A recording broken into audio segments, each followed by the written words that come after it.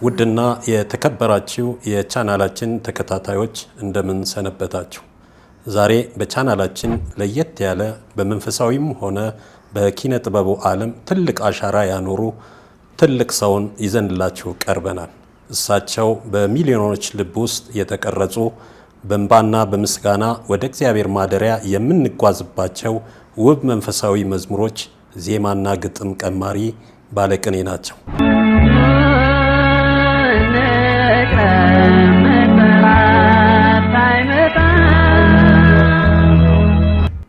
ሁለት ቁጥርን፣ ሶስት ቁጥርን፣ አራት ቁጥርን፣ 5፣ 6፣ 7፣ 8 ሙሉ አልበም ግጥምና ዜማ እሱን ሰርቼ ሰጠው።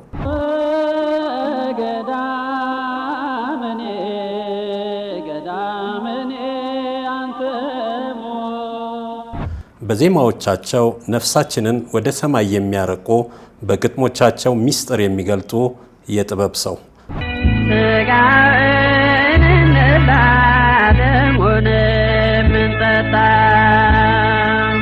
በመድረክ ላይ ማንም እየተነሳ እንዳይዘምር ተብሎ ማገድ ማሰር ይቻላል። ተዋለም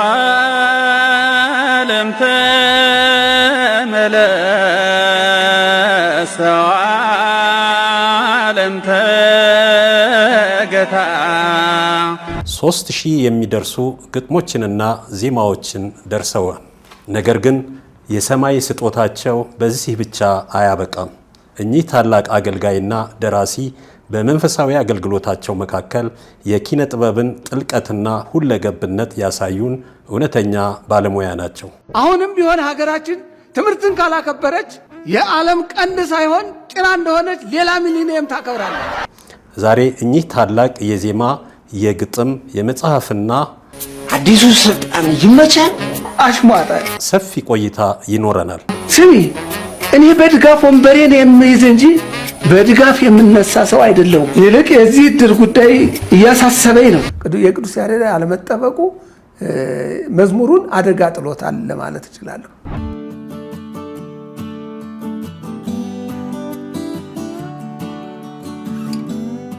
እንኳን በደህና መጡ።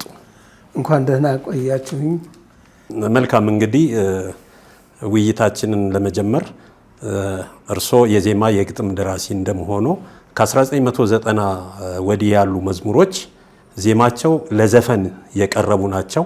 በተለይም ገበያ ተኮር እንደሆኑ ይነገራል። እርስዎ በዚህ ላይ የእርሶ አተያይ ምንድን ነው? እግዚአብሔር ይስጥልን።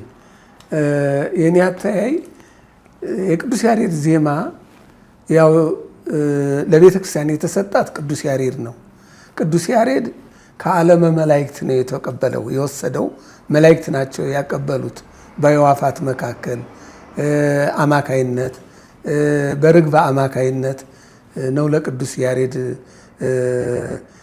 የወረደለት። ይሄ ሙራደ ቃል በሚባል ቦታ አሁን ሙራደ ቃል የሚለውን ነው ሙራደ ጥበብ ብዬ የጻፍኩት። ያ ቃል እግዚአብሔር ወረደበት ቅዱስ ያሬድ ያገኘበት ቦታ ነው። እና እንግዲህ ወደ ጥያቄው ለመምጣት አንድ መዝሙር የቅዱስ ያሬድ ለቤተ ክርስቲያን በተሰጣት ዜማ መሰረት ቅዱስ ያሬድ በደረሰው 5ቱ ጸዋትወ ዜማዎች ከነሱ መውጣት እንደሌለበት ነው የሊቃውንት የሚስማሙበት። ግን አሁን ፍለጋው ዘፈን እየሆነ ሄደ። ለምን? ቤተ ክርስቲያን ጥናትን ያስፈልጋል። የቅዱስ ያሬድ ከሆነ ቁጭ ብሎ መማርን ይጠይቃል። ቤተ ክርስቲያን መመላለስ፣ ማገልገል፣ ቃለ እግዚአብሔር በጆሮ መስማት፣ አዘውትሮ መስማት ያን ያስፈልጋል። ለምን? ግጥሙ እኮ መጽሐፍ ቅዱስም አንብቦ መግጠም ይቻላል። ግጥም ቀላል ነው። እናቶቻችን ሁሉ በቃላቸው ይገጥማሉ።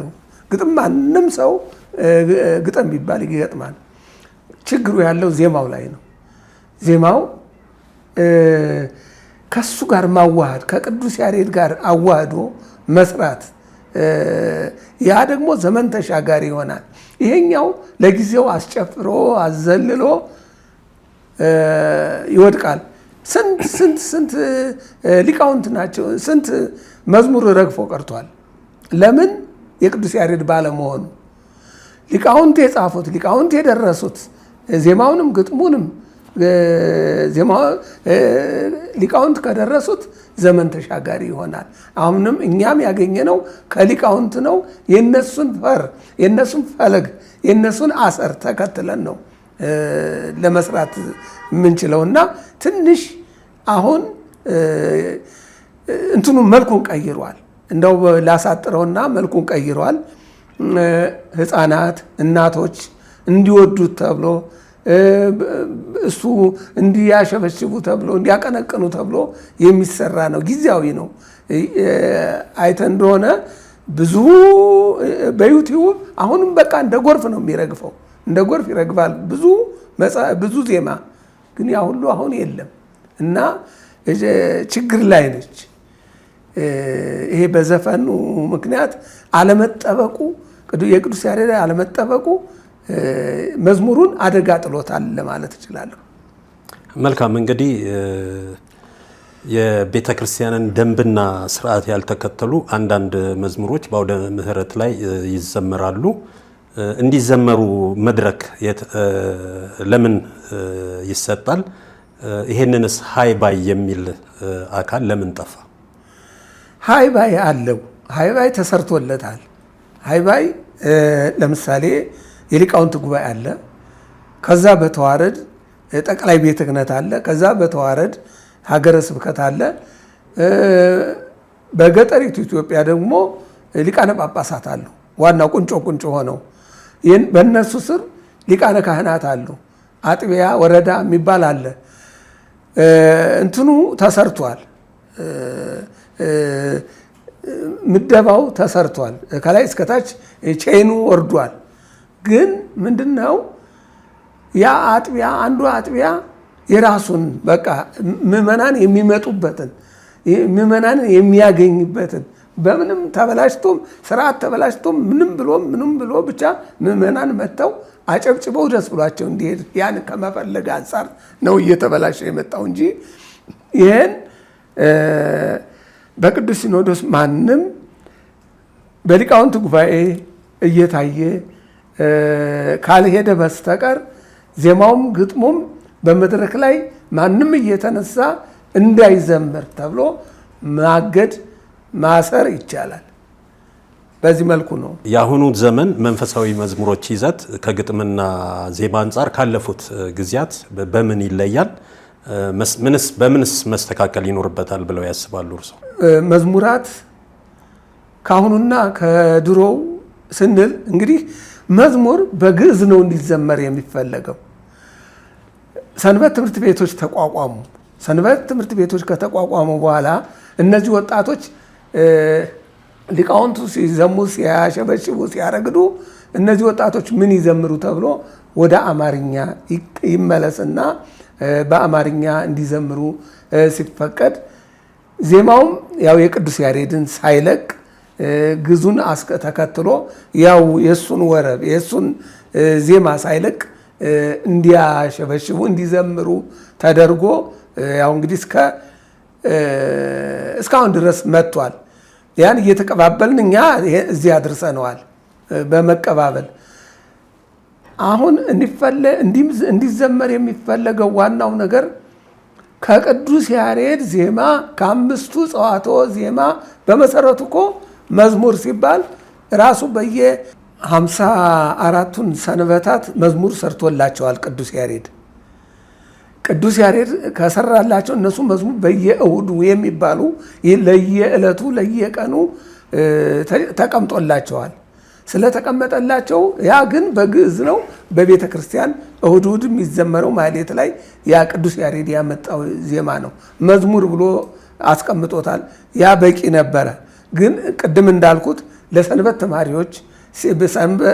ተማሪዎች ሲቋቋሙ ለወጣቶቹ ተብሎ በአማርኛ ከግዕዙ ወደ አማርኛ ሆኖ ዜማው ራሱ የቅዱስ ያሬድ ሆኖ እንዲዘመር በመደረጉ ያው ሊቃውንት እያወጡ እያዘጋጁላቸው በአማርኛ ዜማው የቅዱስ ያሬድ ሆኖ እያዘጋጁ እያስጠኑ እንዲዘመር በሰልፍ በንግስ የሚያቀርቡትን የዕለቱን ዜማ በማጥናት እንደዚህ ነበር የሚቀርበውና ያ የተረጋጋ ድባብ ያለው መንፈስን ወደ ሰማይ ሰማያት የሚያመጥቅ የሚመስጥ ዜማ ነበረ።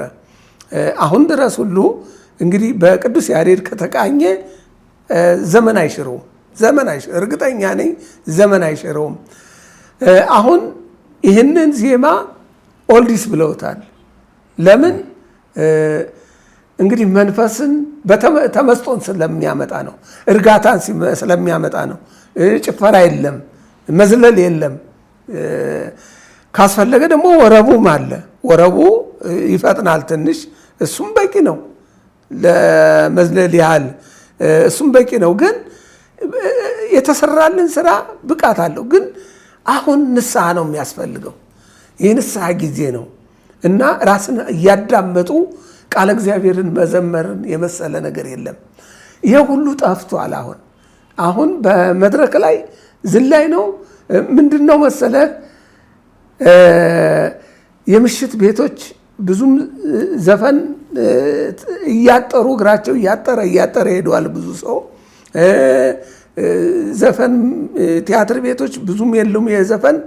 እነዚህ እየቀነሰ ሲሄድ እነዚህ አዝማሪዎች ተፈላጊነታቸው እየቀነሰ ሲመጣ ወዴት ምን አሰቡ? ግጥም ገጣሚውም ወደ ቤተ ክርስቲያን መጣ፣ አቀናባሪውም ወደ ቤተ ክርስቲያን መጣ፣ ያ መሰንቆ የሚመታውም ወደ ቤተ ክርስቲያን መጣ። በቃ ቅኝቱ ሁሉ ጠቅላላ ሁሉም መጡና እዛ አውደ ምሕረት ላይ መጡ። በቃ አሁን እነሱ አዲስ እንደመጡ ያው አውደ ምሕረት ጉባኤ የሚባል ነገር ተፈጠረ። ደግሞ ለምን በቃ ህዝብ በጣም ነው የሚጥለቀለቀውና ያ ህዝብ የሚፈልጋቸው የዕለቱን የጊዜውን ደስታ ስጋዊ ደስታ የሚሰጠውን ነው እና ያን በማየት ደግሞ አለቆቹ የሚፈልጉት የህዝብን መምጣት የህዝብን ፍላጎት ማርካት በመሆኑ ይህም አለ እያሉ እነዛኑ ሰዎች እየጠሯቸው ይጋበዟቸው። አሁን እንትኑ እያደገ ሄደ። በቃ ፈሩን ለቀቀ። የመዝሙር መስመሩ እየለቀቀ ከቅዱስ ያሬድ እየወጣ አሁን በቃ ዘፈንም ሊዘፈንበት ይችላል እኮ የአሁኑ ዜማ ሄዶ ቲያትር ቤትም ሊዘፈንበት ይችላል። ግን እንደው ትንሽ የሚያግዳቸው ግጥሙ ያው አምላክን የሚለማመን ፈጣሪን የሚለማመን በመሆኑ ካልሆነ በስተቀር እዚህ የዘመሩትን እዛ ሊዘፍኑት የሚያስችል ነገር ነው እና እንትኑ በመዝሙሩ በኩል አደጋ ገጥሞታል ባይነኝ። እኔ እንደው እዚሁ ላይ ላቆየውትና እንግዲህ ቤተክርስቲያን እንደ ተቋም ሊቃውንቶቿ ያሬዳዊ ዜማ ሲያቀርቡ የሰንበት ትምህርት ቤት ተማሪዎችም የነሱን ፈለግ በመከተል በአውደ ምሕረት ላይ ያቀርባሉ። ምንድነው አንድ መዝሙር በግል እንደመዘመሩ ቀጥታ ወደ ሰንበት ትምህርት ቤት ከነጉድለቱ ይዘልቃል። እነኚህም የሰንበት ተማሪዎች መድረክ ላይ ያንን ይዘምሩታል።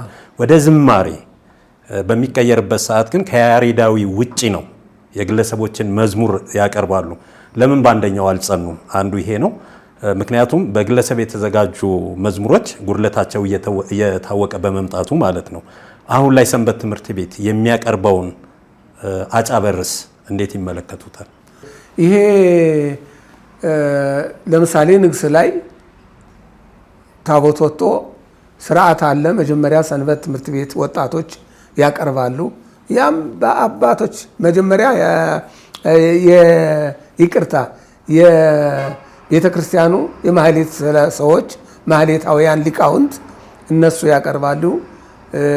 አቀራረቡን በደንብ አድርገው ወረቡን ይወርባሉ እስከ ቸብቸቦው ድረስ በደንብ በቂ በሆነ ሁኔታ ይቀርባል። ከዛ በኋላ ሰንበት ትምህርት ቤት ደግሞ ተብለው እነሱ ደግሞ ልክ ከአባቶች ባረጋገጡም በስርዓቱም በቅኝቱም በለዘቡም አንድ በሆነ ምንም አይነት ያልወጣ ከሊቃውንት ምንም ባልወጣ ነገር በማይወጣ በማያፈነግጥ አቀራረብ ያቀርባሉ። ሰንበት ተማሪዎች ያቀርባሉ። ልክ እንደ አባቶቻቸው እስከ ወረቡ እስከ ቸብቸቦው ድረስ ይጨርሳሉ። በዚህ መልኩ ነው እንግዲህ ይሄ ታቦት ሲወጣ ነው እንግዲህ መጨረሻ ላይ ያ የተጋበዘው ደግሞ ታቦቱም እየዞረም ይጨፍራል። ታቦቱም ከገባም በኋላ ይጨፍራል፣ እያለም ይጨፍራል። ትልቁ ነገር ችግር የሚፈጥረው የት ላይ ነው? ጉባኤ ላይ። ጉባኤ የሚባል አለ። አሁን ማታ ማታ በወር አንድ ጊዜ የሚዘጋጅ ጉባኤ አለ፣ ህዝብ የሚሰበሰብበት። የዛን ጊዜ ሊቃውንት አይቀርቡም። ሊቃውንት ቁጭ ብለው ነው ተመልካች የሚሆኑት፣ አያቀርቡም። እንዲያቀርቡ አይፈቀድላቸውም። ለምን? የሚግባባው ማን ነው? ያ ወጣት መጥቶ ከምዕመኑ ጋር ነው አንድ ላይ የሚግባቡትና እሱ እንዲያቀርብ ይደረጋል። ያ ነው እንግዲህ ሌሊቱን ሁሉ ያድራል። ትምህርት አይሰጥም። ልክ እየተቀባበሉ ወደ 13 ወደ 14 መዘምራን ናቸው የሚቀርቡት በጉባኤው ላይ እና በዚህ መልኩ ያ የነበረው ስርዓት የነበረው የቅዱስ ያሬድ ጸዋትወ ዜማ እየተረሳ ሊቃውንት በጓሮ በር እየወጡ ይሄ ተበላሸ፣ እኛ እኮ ስናድግ ማን ነው የሚናገረው ተብሎ ማን ነው የሚያቀርበው ተብሎ ከተሳሳትን ጭንቅላታችን ይሉናል፣ በመቋሚያ ማለት ነው። አሁን የለም። አሁን ተቆጭም የለም፣ እንድትገለምጠው የሚፈልግ የለም። እንኳን መንካት ቀርቶ እንድትቆጣው ምን አገባህ ነው የሚላቸው ትልቁ ሊቅ።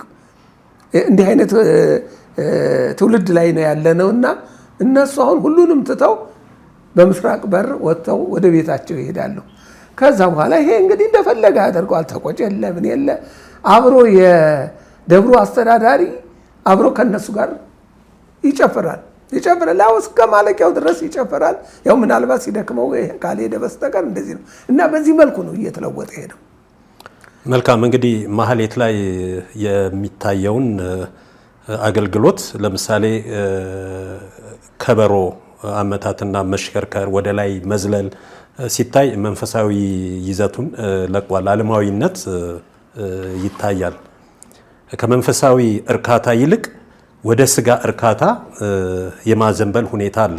እስቲ በዚህ ላይ እርሱ አታይ። አዎ ይሄ እንግዲህ ከመዝሙሩም ጋር አንድ ላይ ከመዝሙር መበላሸትም ጋር አብሮ የሚሄድ ነው። ቅድም ጠይቀኝ አጫብርን ጠይቀኝ ነበረ። ከዚሁ ጋር የሚሄድ ነው። ምንድነው ያ አጫብር የሰጧቸውን ከዛ ከአጫብር የዜማ መሰረት የአጫብር አቋቋም ቦታ አምጥተው ሊቃውንቱ አስጠንተዋል እና ትንሽ ፈጠን ፈጠን የማለት ባህሪ ያለው። እዚህ ግን በጣም አበዙት፣ ዳንስ አደረጉት። ቁጭ ብድግ በቃ እየፈጠነ ነው በባህሪው እንትኑ።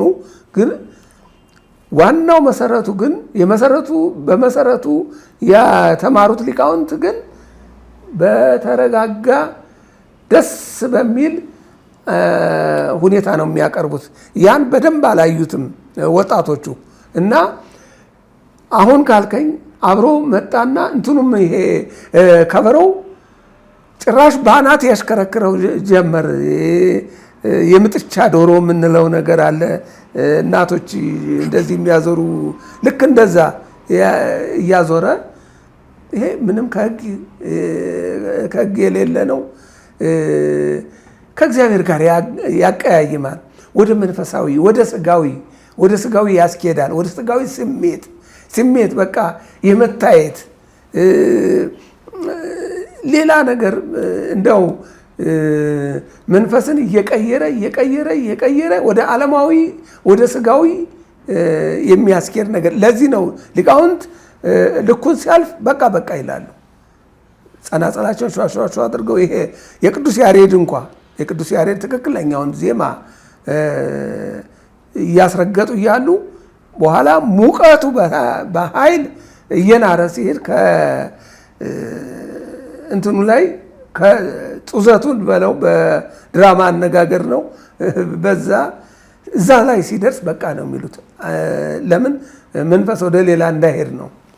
እና ከበሮውም ይሄ አጫብር ተብሎ የሚሸበሸበውም ሁሉ ነገር ፈሩን ለቋል እና ያው አንዳንዶች ይወቀሳል በአንዳንድ ሚዲያ ላይ የሚሰማ የለም በቃ አሁን ሰሚ የለም። እኔም ለስንት ዓመት ነው እንደዚህ ይሄን እያልኩ እየጮሁ ያለሁት። የሚያስተካክል በፍጹም ለማስተካከልም የሚሞክርም የለም። ምን ብናደርግ እንደሚሻልም አላቅም። ምን ማድረግ እንዳለብን በማን ቢነገር እንደሚቻል አላቅም። በዚህ መዝሙር በተባለው ሰይጣን ገብቷል። ሰይጣን በውስጣችን ገብቶ ያን ዘመናዊውን እንድንወደው ያን እርግጫውን፣ ጭፈራውን፣ ማቀንቀኑን እንድንወደው ሰይጣን በውስጣችን በጆሮአችን ገብቶ እንድንሰማው እንድናዳምጠው አድርጎናል ብዬ አልነቀል ያለ ይሄ ብቻ ነው። በምን መልኩ አሁን እኔ እንደው ማስቆም ብችል ወይም ቅዱስ ሲኖዶስ እዛ መናገር እና እንዲተው ማድረግ ብችል የመጀመሪያ ስራቸውን ማደርገው እዚህ ላይ ነው። መጀመሪያ እንደው ሌላውን አስተዳደር ትተው ሌላው አስተዳደር ቀርቶ ይሄ ሰውየው ከየት መጣ ሳይባል ሳይጠና ከዘፈን የነበረን ሰው በቅድስት ቤተክርስቲያን ያልነበረን ሰው ስርዓቷን ዶግማዋን ወይም እንደው ዲያቆን ሆኖ እንኳ ቢያንስ ከ3 ዓመት ከ4 ዓመት በላይ ያገለገለ ቢሆን እሱ ያውቀዋል። ቢያንስ ቁጭ ብሎ የአብነት ትምህርት ባይማር እንኳ ትንሽ በመመላለሱ ሊያውቀው ይችላል እና እሱም ሳይሆን እሱ እንዳለ ተቀምጦ ግን መዝሙሩ ሙያው መገምገም አለበት። አርትዖት ውስጥ መግባት አለበት። ኤዲተር አርትዖቶች ማየት አለባቸው እና ያ ከታየ በኋላ እንዲገመገም ተደርጎ ከዛ ይለፍ ሲሰጠው ቸብቸቦም ይሁን ለዘብም ይሁን የንስሐም ይሁን የማንኛውንም ማቅረብ ይችላል ከተፈቀደለት። በዚህ መልኩ ቢሄድ በቃ ጥሩ ወደ ትክክለኛውና ወደ መስመሩ ገባን ማለት ነው። ይሄ ነው መከልከል ያለበት። እነዚህ ነገሮች ሁሉም ጥፋት እንደሆነ ያውቃል።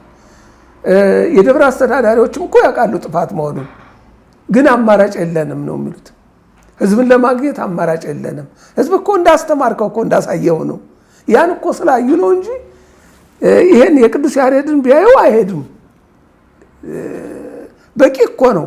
ሊቃውንት የሚያቀርቡት እኮ አውደ ምሕረት ላይ በቂ እኮ ነው። የሰንበት ትምህርት ቤት ተማሪዎችም የሚያቀርቡት በቂ ነው። በእነሱ ቢበቃ አውደ ምሕረትም ሲዘጋጅ በወርም ይሁን በ2 ወር በ3 ወር ቀጥታ ለሰንበት ትምህርት ቤቶች እንዲዘጋጁ በጥሩ ሁኔታ እንዲዘጋጁ ህዝብን በሚያረካ ህዝብን በሚያስደስት መልኩ ተዘጋጅተው እግዚአብሔርንም በሚያስደስት ህዝብን ብቻ ሳይሆን እግዚአብሔርም የሚወደውን እንዲያቀርቡ ተብሎ ማዘጋጀት በዚህ መልኩ ሊስተካከል ይችላል። በቃ ይሄ እኮ ቀላል ነው እኮ እነሱ እኮ ማዘዝ ነው እኮ ምንም እኮ በቃ ይሄ አስተዳዳሪውን በዚህ መልኩ ነው የምትጋብዘው። መምህርም ስትጋብዝ በዚህ መልኩ ነው። ዘማሪያንንም በዚህ መልኩ ነው። ሰዓት የተመጠነ ይሁን እንደዚህ ብሎ በክብ ተወያይተው ውሳኔ ያስቀምጠውለት በዚህ መልኩ ሊስተካከል ይችላል። አለበለዚያ አሁን እየጨመረ ነው። ችግሩ ያውቁታል። አዎ ያውቁታል። ለምንድን ነው ሰውና ያው ንዋይ ለማግኘት ነው እንዲገባ ገቢ ስዕለቱ እንዲል ነው እያደገ እንዲሄድ ነው ከፍላጎታቸው እንጂ እግዚአብሔር ይወደዋል አይወደውም ከሚለው ላይ አይደለም ትኩረታቸው። እና ይሄን ይመስላል እንግዲህ ፈለገ ጥበብ። እንግዲህ እርሶ የሰርግ መዝሙር ጀማሪ ኖት ይባላል። በዚህ ላይ ምን ይላሉ? እስቲ ደግሞ ጥቂት በዜማ ቢሉልኝ። እንግዲህ የሰርግ መዝሙር ጀመርኩ ምለው የጀመረው ቅዱስ ያሬድ ነው። ያው በግዕዝ ነው። ለምሳሌ በግዕዝ በወረብ ነው እንትን የሚለው ሕገ ሰብእናሁ አቀበ በተደንግሎ ሕገ ሰብእናሁ አቀበ በተደንግሎ በወንጌል ዘሃሎ ወፈጸመ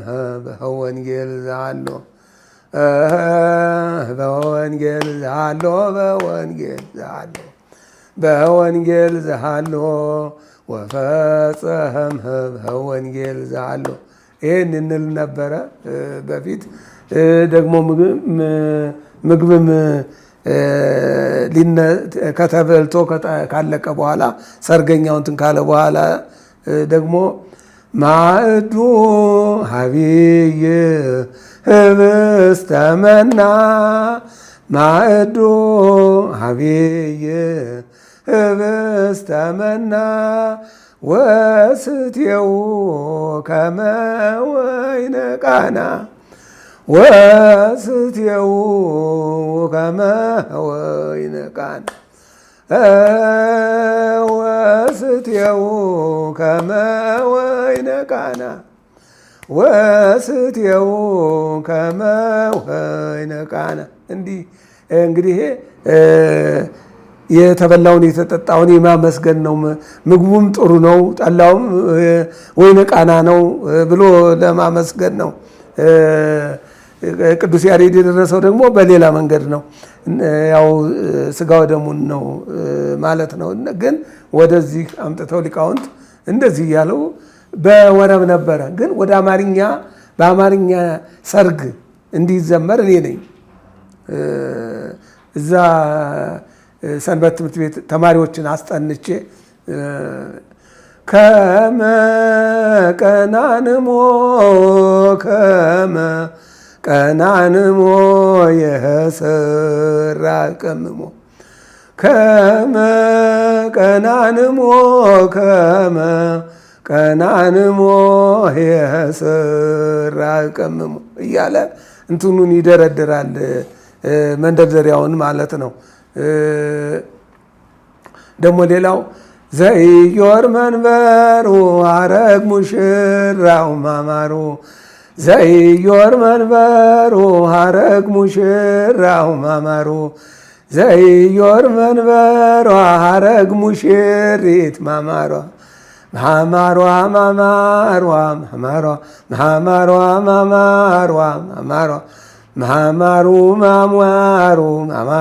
ሙሽራው ማማሩ ሙሽሪት ማማሯ በተቀባይ ነው። ይህንን አቀባይና ተቀባይ ያለው ግጥም ተደርድሮለታል። በዚህ መልኩ እንግዲህ አንድ ሁለቱ ይሄ ነው እንጂ ወደ 2 ካሴት 2 አልበም የወጣለት መዝሙር ነው። አሁን ማንም ባለቤት የለውም፣ በየሰርጉ የሚባል ነው። ለምን እኔ በአልበም አላወጣሁትም፣ ለወጣቶች ነው ያስጠናሁት። ለወጣቶች አስጠናው። እንግዲህ እነዛ በሄዱበት ሁሉ ይበተናል ማለት ነው። አሁን የሉም እዛ ቦታ። እነዛ ልጆች የተወሰኑት አሉ፣ ሌሎቹ ደግሞ ወጥተዋል። እንዲህ እያለ ባለቤት የሌለው የአማርኛ የሰርግ መዝሙር ተፈጠረ ማለት ነው። ከዛ በኋላ ያው ትውልዱ እያሻሻለው እንግዲህ አንድ እስከተወሰነ ጊዜ ድረስ እያሻሻለው መጥቷል። አሁን ግን ያው ከዘፈን ጋር ተቀላቅሏል ማለት ይቻላል። በጣም ጭፈራው እየናረ ነው ሄደውና መጀመሪያ የሰርግ መዝሙር በምስካየ ሕዙናን መድኃኔ ዓለም በተምሮ ማስተማር ነው። ይሄ የሰርግ መዝሙር የአማርኛ የሰርግ መዝሙር የተጀመረው እና ከዛ በኋላ ያው ዲያቆናት ሲዳሩ፣ የሰንበት ተማሪዎች ሲዳሩ ይገለገሉ እስከ ወደ 95 ድረስ ያው ራሱ ነበር እየተገለገልን የምንመጣ የነበረው። ኋላ ግን ያው በየቦታው የራሱን ያንኑ ጫፉን ይይዙና እየለወጡ ጫፉን ይይዙና እየለወጡ እዚህ ድረስ አድርሰውታል። እና እኔ ነኝ ብል ምንም የማፍርበት ነገር የለም። እንግዲህ አንድ መንፈሳዊ መጽሐፍ ሆነ መዝሙር ሲጻፍ በሊቃውንት ጉባኤ ካልታየ ካልተመረመረና እውቅና ካልተሰጠው እጅግ አስቸጋሪ ሁኔታዎች ይኖራሉ የሚል እምነት አለኝ። ከቤተ ክርስቲያን ቀኖና ስርዓት ውጪ የሚፈጸሙ ለነኚህ ተግባራቶች ተጠያቂው ማን ነው? እርሶስ በግሎ ይህ ጉዳይ እንዲስተካከል ያደረጉት አስተዋጽኦ አለ? እኔ ከፍተኛ አስተዋጽኦ አድርጌያለሁ። ምን ያህል ቲክቶክ ከፈትኩ። በሱ የተነሳ ነው ቲክቶከር የሆንኩት። ለምን ይህንን ማን ይናገር? የሚናገር የለም። ያውም አንዳንዱ እየሰደበኝ ለምን እንጀራቸውን ያስኩባቸው እንደዚህ ጭፈራ ሆነ እንደዚህ ስል ስራዬ ብለው እንጀራ የሚያገኙበት በሱ የሚያድጉ ሰዎች ይጠሉኝ ጀመር እና በቲክቶከር ሚዲያ ከፍቼ ሚዲያ የከፈትኩት ለዛ ስል ነው። ለዛው ፐርፐዝ ስል ነው ሚዲያ የከፈትኩትና በዛ አሁንም በቃ በሳምንት 2 ላይቭ አለኝ።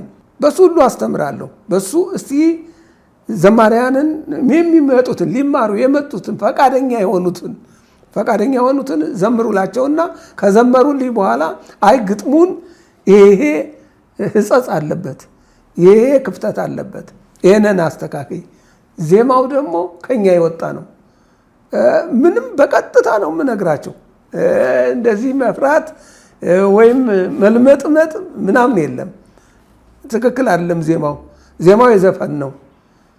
እስኪ ምንጩ ምንድን ነው? አሁን የዘመርሽው ወይም የዘመርከው ብዬ በቀጥታ በመናገር አሁንም አልቆመም።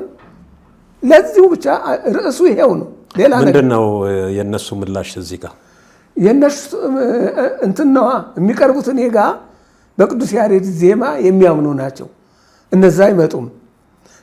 እና አዲሶቹ ለመማር ለማወቅ የፈለጉት እንዴት የቅዱስ ያሬድ ወደ አማርኛ ግጥም እንዴት ሊሄድ ይችላል የሚለውን ከነ ማስረጃው ነግራቸዋለሁ።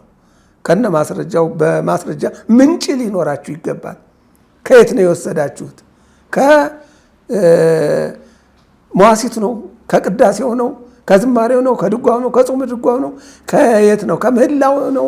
ከሰዓታት ዜማ ነው? ከየት ነው ያመጣችሁት? በሚል አሁን የኔ የሰራኋቸው ኒኒኒኒ ከቅዳሴ ነው ያመጣኋቸው። እኒኒኒኒ ደግሞ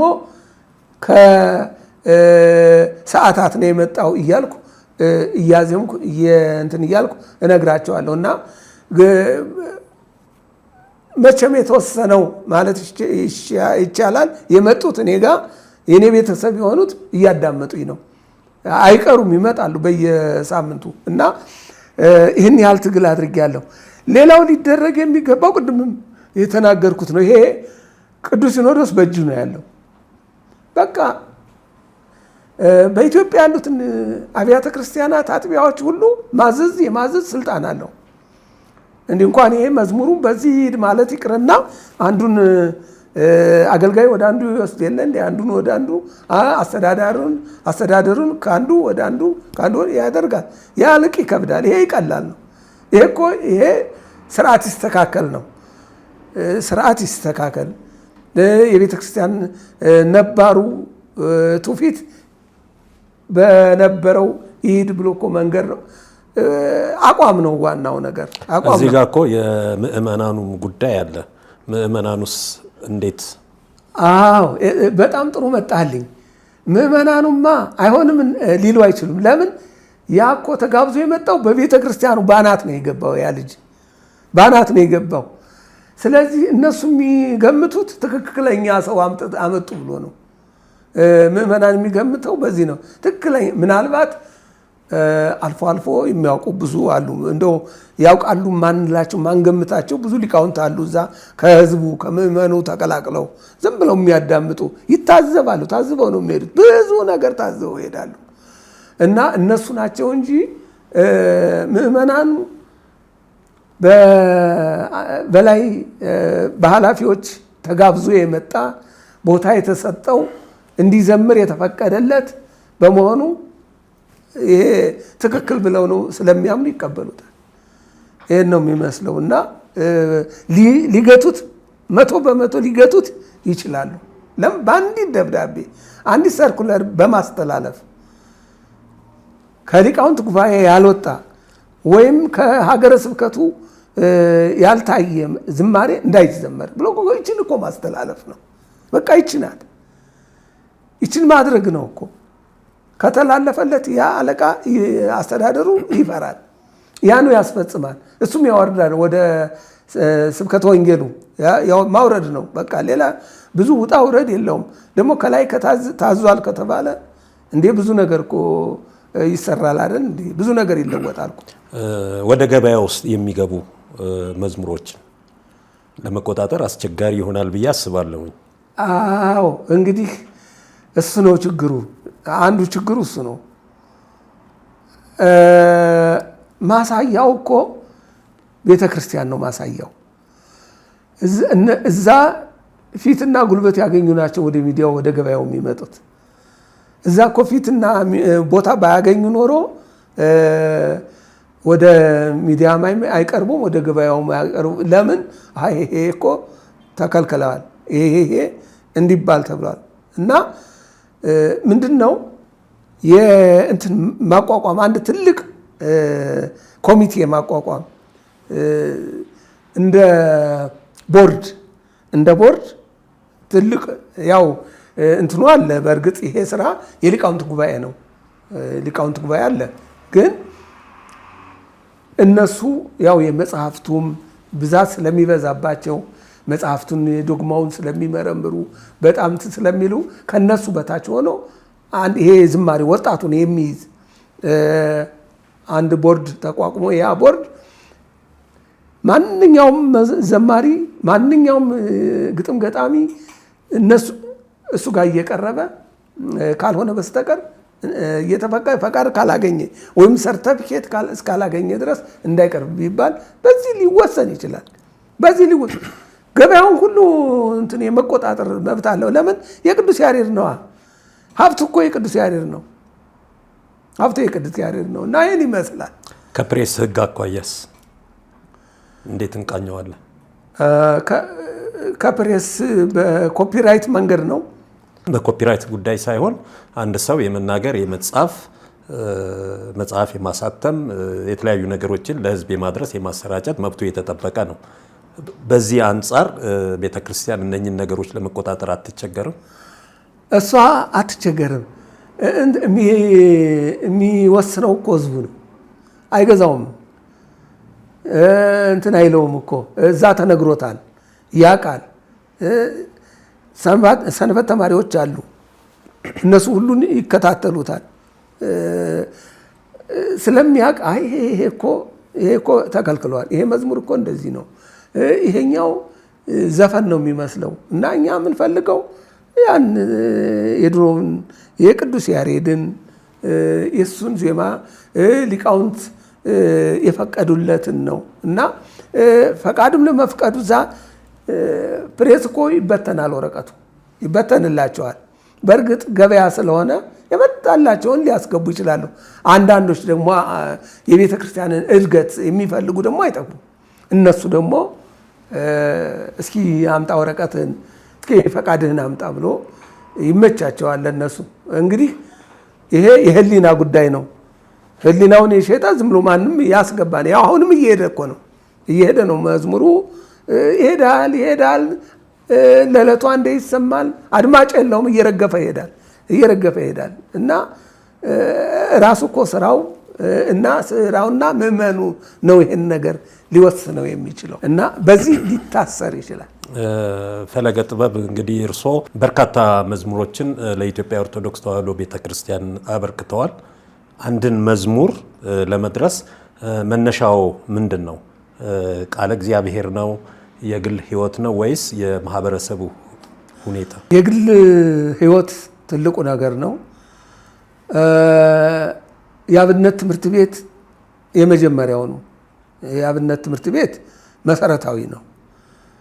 እሱ ጋር ቢያንስ እንደው ዜማን መጨረስ ለነዚህ ለሰዋስው እንደው እስከተወሰነ ጊዜ ሰዋስውን መረዳት የግዕዝ ቋንቋን እንደው የመረዳት አንብቦ የመረዳት ያህል ካለ ምን እንደሚናገር እያወቀው ዘማሪው አውቆት ይሄዳል። ደራሲውም እንዲህ ከዓለም የመጣውና ከቤተ ክርስቲያን የመጣው የሚገጥመው ግጥም ይለያያል። ያኛው ገለባ ነው እንትኑ። ምክንያቱም እንሰማለን አለ የዘፈን ዜማ በጣም ገለባ ነው። ይሄኛው ግን በቃላት የጠገበ ነው። ለምን ግዕዙ አለ። ግዕዙ እናቱ ግዕዙ ነው። የቋንቋው እናት ግዕዙ ነው። ከግዕዙ ስለሚወስድ ኃይል አለው። ጠንካራ ነው። ቁጡብ ነው። ዜማዊ ነው። ግጥም እንግዲህ በእነዚህ ሁሉ የታጀበ ነው። ከነዚህ ሁሉ የታሰረም ነው ማለት ይቻላል። ግጥም ዝሩ አይደለም። እንደፈለገ መጻፍ አይችልም። እንደፈለገ መግጠም አይችልም እና የቃላቱ ክብደት የሆሄያቱ የመድፊያው የሱም ለምሳሌ በሳድስ ትት ድድ ውው ትንሽ ያቀለዋል። ኃይል የሚኖረው በጀ በዘ በጨ በደ በእነዚህ ፊደላቱ የመጨረሻው መድፊያው እነሱ እየሆኑ ለምን ከቅኔ ተምሯል። ከቅኔ የመጣ ነው። ግጥም ከቅኔ ነው የመጣው። አሁን ዜማ ከሰበረ ሰብሮብሃል ይሉታል ሊቃውንት። ወይም ብሂል ከሆነ ተብሎብሃል፣ ይሄማ እዚህ ቦታ ተብሏል ይሉታል። እንትኑን ደግሞ ሆሄው ደግሞ ረ ብሎ ራ ካለ ትክክል አይደለም፣ ጸያፍ ነው ይባላል። እና ልክ በዛው በቅኔው ልክ ነው የሚለያያቸው። የጉባኤ ቃና 2 የዛ አምላኬ 3 እንዲህ እያለ እስከ መወድስ ድረስ የሚሄደው እስከ 11 ስንኝ ድረስ የሚሄድ ቅኔ አለ እና ያ ነው የሚለየው እንጂ የሐረግ አከፋፈሉ ዋዊው እና የቃላት አመራረጡ የታሪክ አመራረጡ ያ ግጥም ታሪክም አለው። ታሪክ አለው። የቁጡብነት አለው። ዜማዊነት አለው እና እነዚህን ሁሉ ያቀፈ ነው። አሁን እኮ አንዳንድ ቦታ የምንሰማው በሚዲያ ዝም ብሎ የመጀመሪያው ስንኝና የሁለተኛው ስንኝ ግጥም ይግጠም ተብሎ ነው እንጂ የማይገናኙ ናቸው። ሰማይና ምድር ናቸው። እንደዛ እንዳይሆን ይሄ ሁሉን ታሪኩን ጠብቆ ሰንሰለቱን ተዋረዱን ጠብቆ የሚባል ነገር ነውና በዚህ መልኩ ነው መሰራት ያለበት ነው። በፈጠራ ስራው ወቅት መንፈሳዊ ዝግጅቶ ጸሎትና ሱባኤ ምን ይመስላል? የመዝሙር ዝግጅት ሌሊት ነው የምሰራው። ጸሎት ጧትና ማታ ነው። ያው የምሰራውም ስራ መንፈሳዊ ስራ ነው። ያው እየሄድኩ አንዳንድ ጊዜ በተሰጠኝ ሚዲያ ላይ እሰራለሁ። ያም አይይዘኝም። ግን ይሄ ጧትና ማታ ነው። ማለዳም ትዝ ሲለኝ በአይምሮዬ እንግዲህ የድርሰት ስራ አንተ ታውቀዋለህ። አንድ ብልጭ ሲልልህ ነው ብርና ወረቀት የምታገናኘው እና ደግሞ በዛው ዜማም የሚመጣልህ ተኝተህ ከእንቅልፍህ እንዲህ በቃ የሆነ ነገር ወይ ሲያዜም አንተ የምታዜም ከሆንክ ሁልጊዜ ዜማ በምናብ ይመጣልሃል። በቃ በምናብ ይመጣ ተኝተህ እንቅልፍ ይዞህም ከዛ ብድግልና ወይ ሰው እያዜመ ሰማለሁ ወይ የቤተ ክርስቲያን ወይ እንትን የምለው የሚመስለኝ ያን ዜማ ይዘዋለሁ እና በሞባይል የቀርጸዋለሁ። ብድግ ብዬ ቀስ ብዬ ሰው እንዳረብሽ እያልኩ ይዝና ኋላ ከግጥሙ ጋር አዋህደዋለሁ እና ምንም የሚይዝብኝ በቃ የተፈለገውን ያህል ስራ ብሰራ ሊይዝብኝ አይችልም። መልካም። ከአድማጭ ልብ የደረሰና እርሶንም በጣም የነካዎት መዝሙር አለ እርሶ ከደረሱት? አዎ እንዴ በጣም ያው በዛው ይግለጹት። የኪነ ጥበብ ሊቀ መዘምራን ኪነ ጥበብ ወልደ ቂርቆስ እሱ እንግዲህ ጋር በ80ዎቹ መጀመሪያ ላይ ተገናኝተን እሱ የዘመራቸው ለሱ የሰጠሁት ግጥምና ዜማ ነው። ትልቅ አእምሮዬን እንትን የሚችለው እሱም በቅዱስ ቁርባን ላይ የተሰጠው በቅዱስ ቁርባን ላይ የተዘመረው መዝሙር እሱ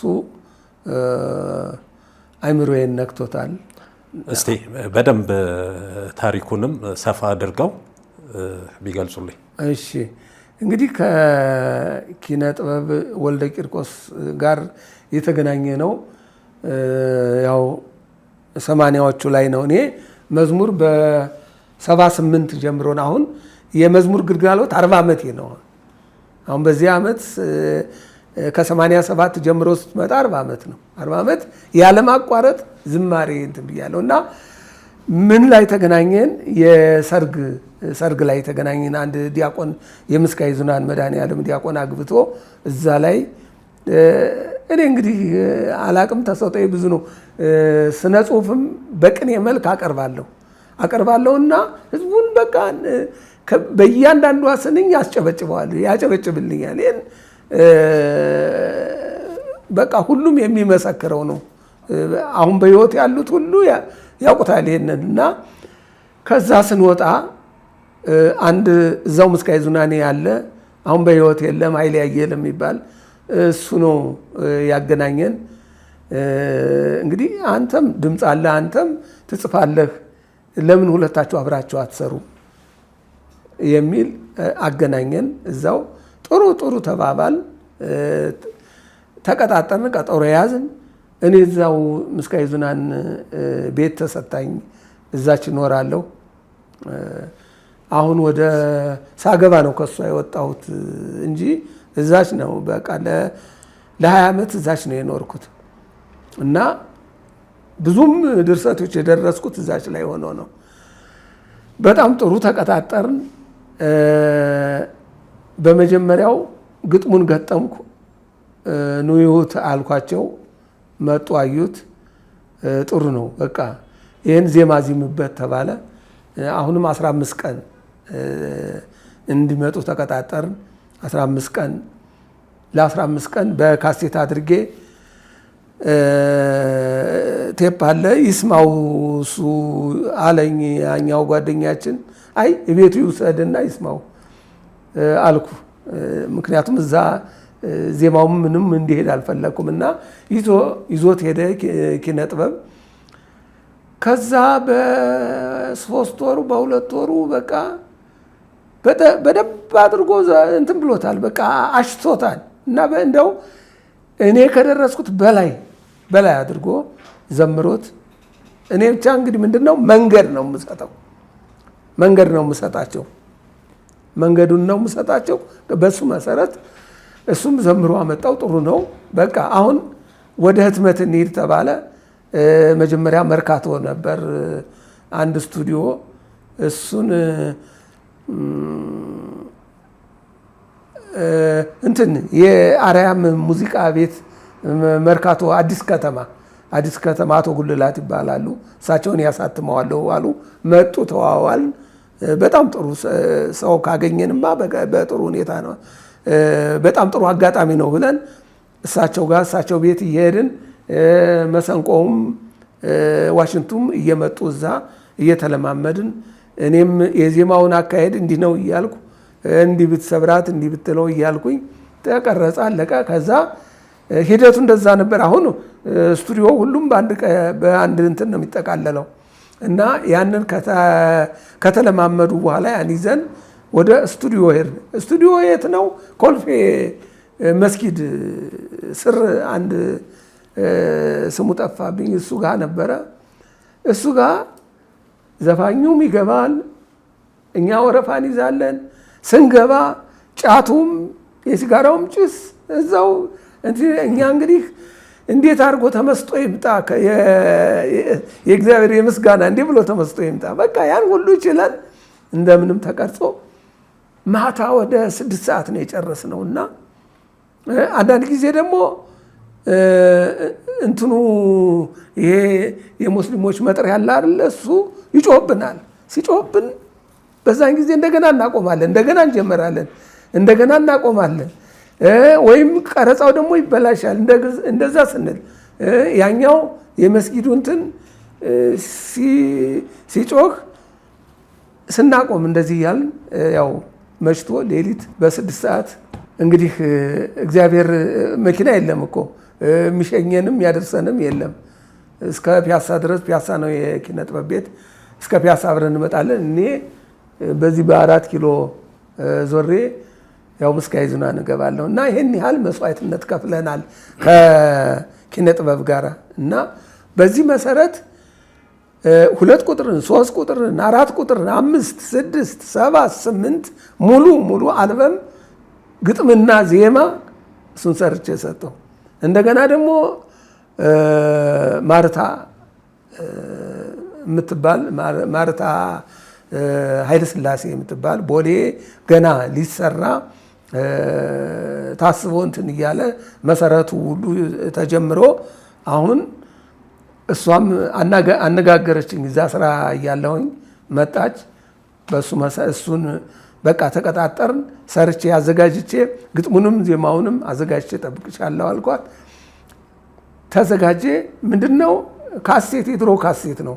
በሱ በቴፕ እየደመሰ ወደኋላ ወደፊት እያረኩ እንደውም ክሩ ይመዝብኛል እያስቸገረኝ፣ ደግሞ ሌላ ካሴት እያስገባው ነው።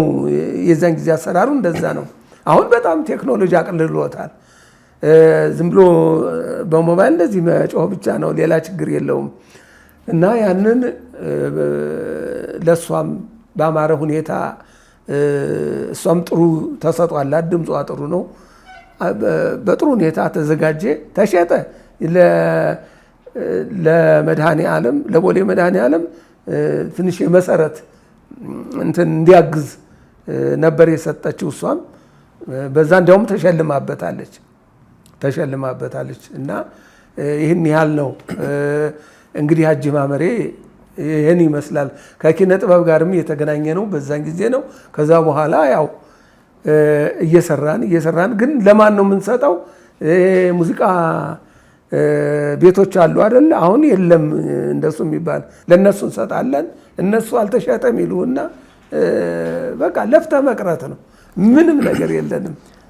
እንግዲህ ሊቀ መዘምራን ኪነ ጥበቡ መዝሙሮቻቸው የስብከት ያህል ናቸው። እኔም በግሌ የእሳቸውን መዝሙሮች አደምጣለሁ። እንደው ካላስቸገርኩኝ እስቲ አንዱን በዜማ ቢሉልኝ። እንደው የትኛውን ትቼ የትኛውን እንደምል እንደገና ደግሞ እሱ ድምፃዊ ስለሆነ አበላሸዋለሁ። የኔን ድምፅ አይተዋል። አራዊትም የመጥራት ክህሎት የለውም እና አንዱን ይበሉልኝ። የቁርባን ክቡር ነው ፍጹም ሰማያዊ፣ የቁርባን ክቡር ነው ፍጹም ሰማያዊ፣ እንዳይመስለን ተራ አይደለም ምድራዊ፣ እንዳይመስለን ተራ አይደለም ምድራዊ። ዋሃ ምን አፍ ነው የሚቀበለው? ዋሃ ምንጥርስ ነው የሚያላምጠው ውሃ ምን ሆር ነው የሚሸከመው ነበልባል ያለበት የሚያቃጥል ነው በንጽሕና ሆኖ ላልተቀበለው የሚያፍገመግም የሚጎዳ ነው። አምላካችን ሆይ እያለ ነው የሚሄደው። ሌላው ደግሞ በአምሳሉ ፈጥሮናል እናመስግነው በአርአያ ፈጥሮናል ሁሉ በእጁ ነው ከእኛ የሚፈለገው ማመን ከእኛ የሚጠበቀው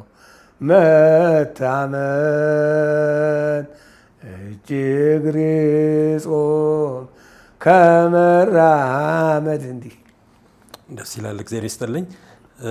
እንግዲህ አዳዲስ ጸጋው ያላቸው ወጣቶች ወደዚህ አገልግሎት ሲመጡ ምን አይነት ጥንቃቄ እንዲያደርጉ ይመክሯቸዋል? ጭራሽ እንዲህ ምንም የማያውቁ ምንም ቃል እግዚአብሔር በጆሮአቸው ሰምተው የማያውቁ በጣም ያስቸግሩኛል። ወደ እኔ ሲመጡ ስሰጣቸው ይከብዳቸዋል። አንዳንዶቹ ይመልሱልኛል፣ አንዳንዶቹ ደግሞ ይሰባብሩታል። ትንሽ ያስቸግረኛል። የቤተ ክርስቲያን ግን ለዲያቆኑ ወይ ለመርጌታው ብሰጠው ግን አሳምሮ ያውቀዋል ምን ለማለት እንደፈለግኩ። ዜማውን ስለሚያውቀው ምን ለማለት እንደፈለግኩ ይረዳኝና ከእኔ በሰጠሁት በበለጠ አድርጎ አውጥቶ ያመጣዋል። እና ልዩነት አለው። እነዛ ያስቸግሩኛል። እና መዘጋጀት ያለባቸው በቃለ እግዚአብሔር ጠግበው መምጣት አለባቸው። በቃለ እግዚአብሔር ጠግበው መምጣት ለምን በጆሮአቸው መቼም አብነት ትምህርት ቤት ቁጭ ብላችሁ ተማሩ ማለት ይከብዳል። ይሄ ብዙ ውስብስብ ችግር አለው። ግን ቤተክርስቲያን መመላለስ ከተመላለሱ ተሰጥኦ ይቀበላሉ። የማህሌቱን ወረቡን ሁሉ ይይዙታል። ይሄ በቀላሉ ያዙት ማለት ነው። የቅዱስ ያሬድን ዜማና ለሚሰጣቸው መዝሙር ዝግጁ ይሆናሉ ማለት ነው። እስቲ አሁን እያደረግን ካለው መንፈሳዊ ጭውውት ወጣ እንበልና እርስዎ በሲትኮም ድራማዎች ላይ በትወና መሳተፎን አውቃለሁ። መንፈሳዊና ዓለማዊው የጥበብ መንገድ አይጋጭም? ይሄ የምሳተፍባቸው እስክርቢቱን አይቼ ነው። እስክርቢቱን አይቼ ዓለማዊ ስንል የፍቅር አለ፣ የፖለቲካ አለ። ይህን ከሆነ አልነካውም።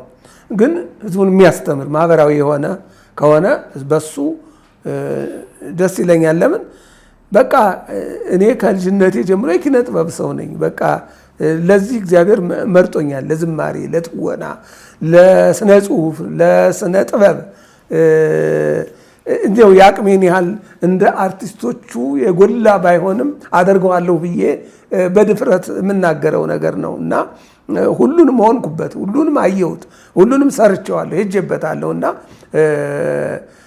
አይከብድም። ያው ሰዎችም በመንግስት ቤት ስለነበረ እባክችን አንተ ሸፍናት ይሉኛል። እስክሪብቱን ይሰጡኛል፣ አየዋለሁ። ጥሩ ታሪክ ከሆነ እሰራዋለሁ እላለሁ።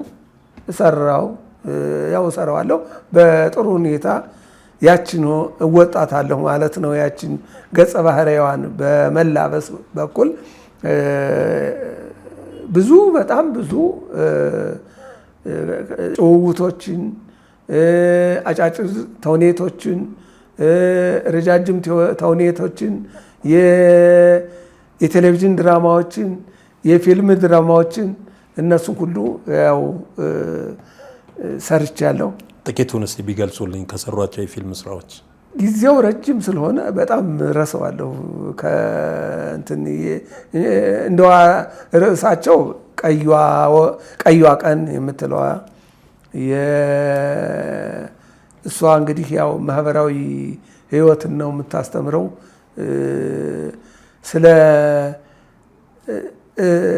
ስለ እድርና ስለ እቁብ እንትን የሚል ነው። ሌላው ደግሞ ምንድነው ስሙ ፎጋሪና ፎካሪ የሚል ነው። እሱም እንዲሁ ኮሜዲ ነው። አዎ በጣም በጣም የተወደደ ፒያሳ ይሄ ደሳሳ ቤቶች አሉ አይደለ? በእነሱ በቃ በአነስተኛው ማህበረሰብ ውስጥ ገብቼ ነው ተራ ልብስ ለብሼ እዛ የሰራሁትና በጣም እሱ ደግሞ ያሳዝናል። የሚያሳዝን ድራማ ነው። እንግዲህ ጊዜው ስለረዘመ አሁን ወደ መንፈሳዊነቱ እየተጫነኝ ስለመጣ እየረሳሁት ሄድኩኝ እንጂ እንግዲህ ከቤቶችም ድራማ ተሳትፌያለሁ። የጥላሁን ጉግሳ ከሱም ጋር 5-6 ጊዜ ገብቻለሁ እዛ እና ከታላላቅ አርቲስቶች ጋር ብዙ ቦታ ሰርቻለሁ። በፊልም ገብቻለሁ እና እነሱንም በደንብ ነው የተወጣኋቸው። አሁንም በዚሁ ዘውግ ውስጥ አሉ ነው ወይስ ቀጥታ በመጽሐፍ ስራና በመዝሙር ስራ ላይ ነው ያሉት? አሁን ያኛውን ተውኩት። ብከታተለው አሁንም እንትን ይሉኝ እነዛ የሚጠሩኝ ሰዎች ጋር ራኩ። ለምን በዚህኛው ተጠመድኩ በጣም። ይሄንም መጽሐፍ ስጽፍ መዝሙራት ደግሞ ይሄን አቁሜ ደግሞ ወደ መዝሙር ወደ ግጥሙ ሄዳለሁ። ግጥሙን አቁሜ ወደ የተለያዩ ስክሪፕቶች ጽፋለሁ። ለእንትኖች ለአንዳንድ ኪነ ጥበብ ሰዎች ምጽፈዋለ እሱን ጽፌ ሰጣቸዋለሁ እና ወደዚህኛው መንፈሳዊነቱ አደላብኝና ወደዚህኛው ነው አሁን እየሰራሁ ያለሁት። ያ ቆሟል በአብዛኛው ትንሽ አንድ 7-8 ዓመት ይሆነዋል ከቆመ። ይሄኛው መንፈሳዊነቱ ይዞኛል። ውይይታችንን እያጠቃለል ነው። ሙራደ ጥበብ የተሰኘ ይሄን መጽሐፍ ለተደራሲያን አብቅተዋል። ምንድነው የመጽሐፉ ይዘት? ከዚሁ ጋር በተያያዘ ደግሞ ማዕደ ጥበብ፣ ላስቴው ፈረንጅ እና መርገድ የተሰኙ መጽሐፎች ጽፈዋል። እንደ መውጫ በእነኚህ በተለይም በሙራደ ጥበብ ዙሪያ ይዘቱን ይጥቀሱልኝና ውይይታችንን በዚሁ እንቋጫለን። እሺ፣ ማዕደ ጥበብ የሚባለው መንፈሳዊ ግጥም የያዘ ነው። ያው ማዕድ ነው በሚል ነው። እሱ በ86 አካባቢ ነው ያ የተጻፈው። ግጥም ነው፣ ሙሉ መንፈሳዊ ነው። ቀጥሎ ላስቴው ፈረንጅ ደግሞ ትልቁን የያዘው የአንድ ፈረንጅ አሜሪካ ተወልዶ እዚህ በቃ ብዙ ታሪክ አለው። እሱን እንትን አልለውም፣ ስለሱ ነው። ግን ሌሎቹ አጫጭር ልቦለዶች ናቸው። በታክሲ ሲሄድ የማያቸውን በተለያየ ቦታ የሚያጋጥሙኝን እነሱን አጫጭር ልቦለዶች በሱ የተያዘ ነው እንትን። ስለዚህ ከዛ ወደዚህ ስንመጣ መረግድ ደግሞ እሱም እንግዲህ ከስሙ በመነሳት ያው መምቻ መረግድ እንግዲህ ማርገጃም ይሆናል። ብዙ ትርጓሜ ያለው እና እንትኑ ጽሁፉ ግጥሙ ዱላ ነው። እንግዲህ ከበሮ እንዲህ መረግድ እንደሚመታው እንደሱ መምቻ ይሆናል በሚል ነው እና ኃይለኛ ቃላት ያለው ኃይለኛ ግጥም ነው። እሱም መድበል ነው። ያው ታትሞ ለብዙ ጊዜ ብዙ ሰው እጅ ደርሷል በጥሩ ሁኔታ። አሁን ወደዚህ ስንመጣ ሙራደ ጥበብ ምንድን ነው? ይሄ የምደክምበት ይሄ መዝሙሩ ይስተካከል፣ ዝማሬው ይስተካከል የሚለውን በመጽሐፍ መልክ ሆነ እንጂ ራሱ ሪሰርች ነው፣ ጥናት ነው። ከሰዎችም በመጠየቅ ከነባሩ መዝሙር ደግሞ በመሄድ የቅዱስ ያሬድን ዜማ በማየት እሱን እንትን እያልኩ ነው የሰራሁት። አነሳሴ ከቅዱስ ያሬድ ይህን ዜማ እንዴት አገኘው የሚለውን በመጀመሪያ በመግቢያችን ላይ እንደገለጽኩት ከዓለመ መላእክት አገኘው። ከመላእክት ከተማ ኢዮራማ እና ኤረር ነው። በእነዚህ በሶስቱ መላእክት የነሱ ከተማ ነው። እንግዲህ ያ ምንድነው? መላእክትን እንዲያመሰግኑበት የተሰጣቸው ነው። ሁልጊዜ ቅዱስ ቅዱስ ነው ምግባቸው። እንግዲህ ከቅዱስ ያሬድ በፊት ዝማሬ እንደነበረ ነው በብሉይም ኋላም በአዲስ ኪዳንም ያው በቅዱስ ያሬድ አማካይነት ለቅዱስ ያሬድ በአዕዋፋት አማካይነት ደረሰው። ያንን ዜማ አመጣ ወዳኛ። እሱን ነው እዚህ ያስቀመጥኩት። ከዛ ዜማው አምስቱ ጸዋቶ ዜማ በአምስቱ ጸዋቶ ዜማ ተገልጿል። የጻፋቸው ያስቀመጠው ከነ ምልክቱ እስካሁን ለዚህ ለትውልዱ እንዲደርስ አድርጎ በምልክት የፈረንጅ ኖታ እንደሚለው ኖታውንም አሁን የወሰዱት ከቅዱስ ያሬድ ምልክት በመነሳት ነው እና እንዳይጠፋ አሁን ማንም ሰው ያን ምልክት መጥቶ ማዜም ይችላል። ምልክት የተማረ ምልክቱ ያው የወል ነው፣ የጋራ ነው። በቃ በየትኛውም የኢትዮጵያ ምድር ቢሄዱ የአብነት ትምህርት ቤት ከነ ምልክቱ እስኪ ይሄን አዚምልኝ ቢሉት ያዚምልሃል እና የተቀመጠ ነው። እሱን በመጀመሪያ አስረዳው። ከዛ ደግሞ ወደ ቅኔ ሄድኩ። ቅኔ የግጥም መነሻ ስለሆነ ይሄኛው ዜማው የመዝሙር መነሻው ዜማው ነው። እሱ መሰረት አድርጌ ነው መሰረት እያደረኩ በጥናት ነው ሄድኩት። ከዛ ወደ ቅኔው ሄድኩ።